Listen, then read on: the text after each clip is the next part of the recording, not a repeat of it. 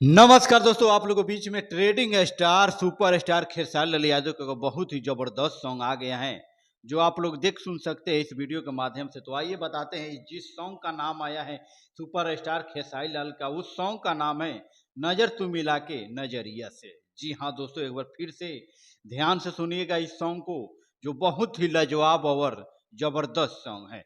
तो बता दे उस सॉन्ग का नाम है नजर तू मिला के नजरिया से। जी हाँ दोस्तों, trending star super star Khesari Lal Yadav साथ में फीमेल सिंगर शिल्पी राज के साथ जबरदस्त एक बार जलवा मचाने, धूम मचाने आ गए हैं भोजपुरी की दुनिया में।